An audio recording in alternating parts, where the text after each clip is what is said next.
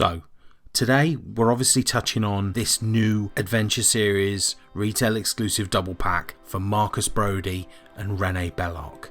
And this is the Raiders of the Lost Ark, Marcus Brody, along with an alternative costume for René Belloq than the one we got in Wave 1. And this is the set I was most excited about after Wave 1 finished, other than maybe the Grail Knight. But I've been looking forward to this set for months, ever since I saw it announced. And whilst there are really good things about this set, I feel so disappointed. I've got a lot of thoughts on it. Stick with me here, let's get through it now. Hi there, Chris the Geek figure fan here, and obviously in my intro I've told you what we're going through. We're looking at the double pack of Marcus Brody and René Belloq, the Adventure Series retail exclusive from Raiders of the Lost Ark. I have some serious thoughts on this set, some good and some very much not good. I want to get into this, so let's quickly go over the box first. Let's have a look at the box art and see what it looks like. So similar to, but slightly different to the standard boxes that come with the Adventure Series, we've got the photorealistic renderings of both figures on the front and on the back of the box. And on the back we also have the photo that lists the accessories that come with it. But this time my favourite part of the box is doubled, because we get the poster art style image of both figures, one on either side. So we get an excellent view of Brody on one side and an excellent view of Belloq on the other. Now if I was storing this and displaying it on my shelf, I don't know which side I'd pick. I think they both look great. So again, the box never really lets me down. I think it looks awesome, but hey, it's the box. Let's move on to the figures themselves. Okay, let's just start by taking a quick look at the figures first and the suits that they're in. I mean, this white suited Belloq looks stunning, really. You know, the figure on its own. This suit itself is rendered so well, and it cuts really good silhouette as well. I mean, look at these shoes. The style of those shoes is awesome, and it really does capture the look of Belloq from the movie. The iconic look, in my opinion. And yeah, I mean, that tie as well looks fantastic. It's got good head movement, you know, good ball movement on the head. You have to be careful though, because it moves that tie as well. So let's move that tie back into place. But yeah, it's good head movement. Good sort of single joint in the elbows. Really tight though. You know, I'm really struggling to get that second joint done. And again, the wing movement is super tight on this figure for some reason. I've not had any other figures in this range be this tight. But, you know, I'm sure that'll loosen up over time. And yeah, it's got, oh god, what have I done now? Brody, get back up, come on. So I don't know why it is that tight, but yeah, I'm sure it'll loosen up over time anyway.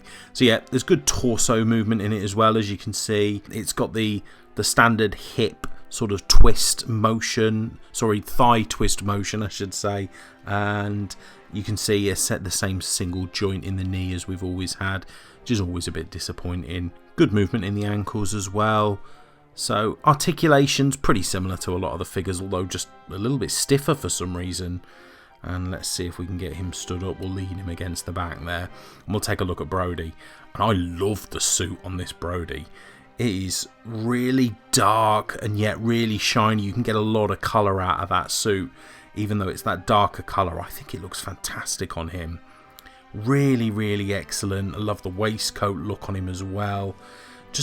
Just a great, I know it's a single colour, but yeah, just a great look to this suit. So impressed. And let's take a quick look at his head movement is amazing.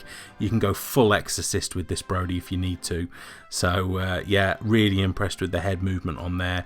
Nice up and down on it as well.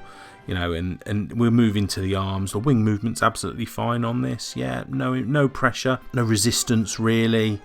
I mean, the same with the elbow there as well.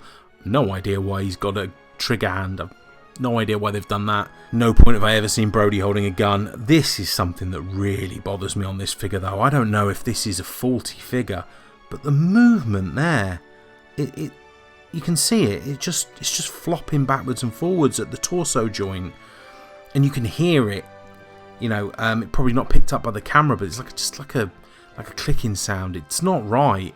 So I don't know. Let me know in the comments. Is this something that's happened to your figure? Anyway, you know, I'm moving into the knee, standard knee joint. You know, no issues there with the knee, and those lovely shiny black shoes have good movement in the ankle. But yeah, I'm not happy about that. I mean, it looks great, but That feels faulty to me, I'm not sure. But let's get into the accessories anyway. Oh, the absolutely terrible collection of accessories. Nice apple that sits in Brody's hand, fine, you know, it's a green ball with a little black piece of plastic on top to look like the stem, I suppose. We've got a nice 1930s sort of submachine gun, like a PPSH type, I don't know, someone will be able to tell me in the comments what that is, like an MP40 type machine gun. And then we've got a really cool looking book. So this is the book that contained the details of the Ark of the Covenant that Indy and Brody use at the start to talk to these sort of CIA agents that come to see them. It does hook, it does unhook, and it does reveal the 2 pages that we see in the film that show the power of God, I suppose, coming out of the Ark. So that's a nice piece. But the accessories as a whole for a retail exclusive double pack are shocking.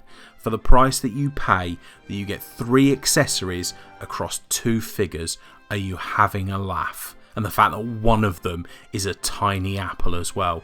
There are so many accessories you could have put with these figures. It's almost insulting, the amount of accessories that you get with this set. But anyway, I digress, I suppose.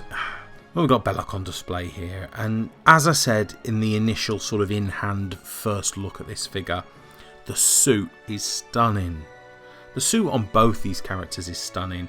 Some of the best looking figures we've had in this entire range. As I touched upon earlier, for me this is the quintessential Belloc look.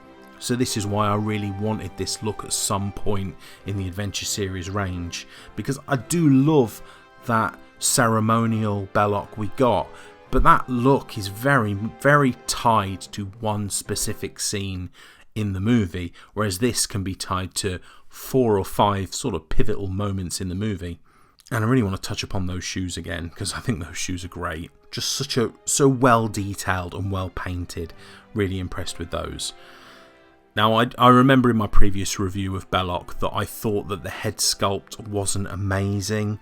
Now, that might have just been because his hair was sort of covered mostly by that sort of ceremonial hat that he had on. I'm a lot softer on the head sculpt on this. I don't know if it's been changed. I haven't looked at both together in depth. But this head sculpt's pretty good. I think it's a good likeness to Paul Freeman. So yeah, I don't really have any issues with that on this figure specifically. And we can have a look at him now with his sort of MP40 machine gun as well. And I remember this is, you know, a classic Belloc look as well. The moment when he steals this gun away from the Nazi soldier so that he can push the soldiers away from the Ark to sort of taunt Indy, to call Indy's bluff when Indy's pointing that bazooka at the Ark. He knew there was no way that Indy was going to blow it to pieces. Maybe a good accessory would have been the fly. I mean, how cool would it have been to have had the fly painted on Belloc's lips? If you know, you know, I suppose. But yeah, I think the machine gun looks alright. I mean, mine's bent up. You know, my machine gun could shoot round corners, unfortunately. It is pretty bent. But, I mean, warming that up, I'm sure I'll be able to straighten that machine gun out. It's a good looking accessory, really. I think it's fairly similar, but not the same to the machine gun that came in the Kazim set. But I do like it, and I think it looks good in his hands. I think I'll be posing this Belloc with this machine gun in hand. Maybe guarding the Ark would be a good look for him. So yeah, I really do like this figure. It again feels like Hasbro half-assed it. Okay, but anyway, let's take a look at the Brody figure in closer detail. So yeah, as I said before, I know this is a really dark suit, and in certain lights it can probably look dull, but actually when the light hits this suit, it's fantastic. It's kind of like a aubergine or eggplant colour, you know, that dark mauve purple look to his suit is probably more a navy actually. So a really dark blue or purple colour, whatever it is, but I love it.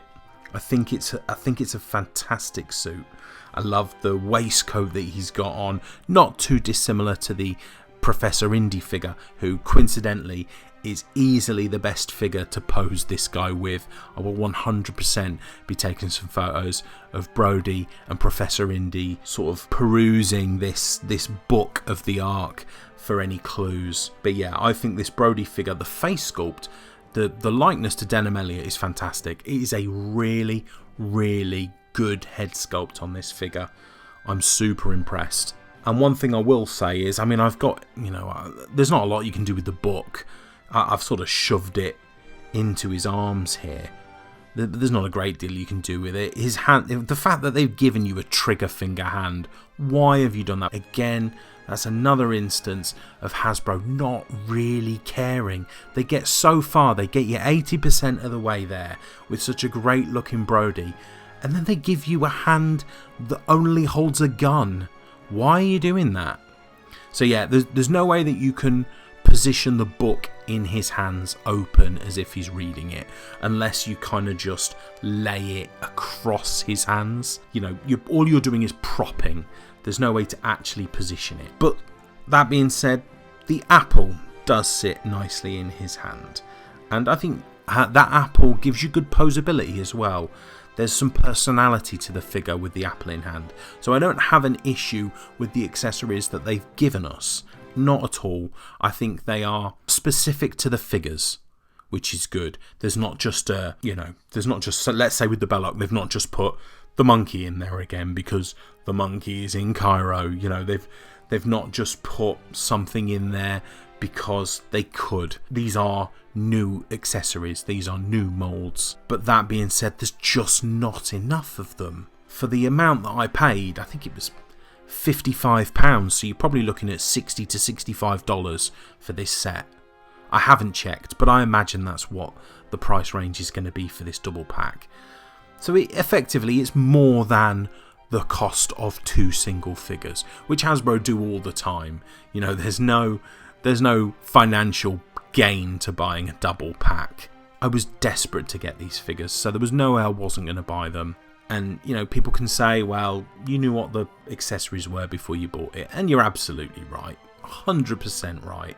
I knew what accessories I was getting before I opened up this double pack. But it doesn't change the fact that it's weak. So, I mean, in conclusion, figures look fantastic, will look great on a shelf, will look great posed with other figures, but the accessories are poor. And again, let me focus on this Brody.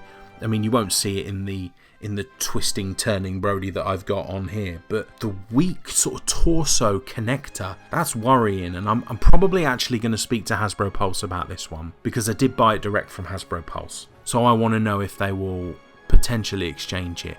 But please get down in the comments and let me know, have you had this Brody and Belloc double pack, and is there a weakness to your Brody figure? Because if there is, then it might be a common issue. But it's not something that I've noticed on any other figure, not just for Indiana Jones, but in the Star Wars Black series and in the Marvel Legends that I've seen. I've not noticed that weakness. I mean, it might be an issue across individual figures, but it's not on any others that I've had. So I would have to assume that it's a fault with the figure. So again, that's disappointing as well. But if I can't get it replaced, he stands up fine. So, it's not a deal breaker for me. But yeah, I mean, I'm sorry to bring the mood down. I think because I was so excited about this double pack, it's let me down a little. Now, maybe I'll sleep on it, and once I've got the figures on the shelves, it won't bother me one bit. That might be the case, but I just think there's a little bit of buyer beware here. If you really want this double pack, be prepared for feeling shortchanged, I think. Oh God, I'm so disappointed. That's all I can say, really. I'm so disappointed. The figures in hand look great, but that's about it. Anyway, if you've enjoyed this video, please consider giving my video a like, and also please consider subscribing to my channel. I'm trying so hard to get to my first 500 subscribers, and I can still see that nearly 90% of the people that watch my video don't subscribe.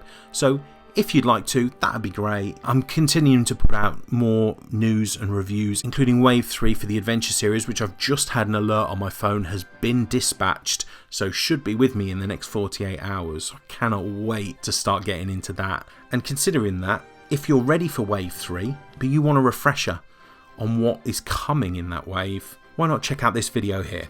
Anyway, thanks so much for joining me today. I hope everyone takes care. Cheers, bye bye.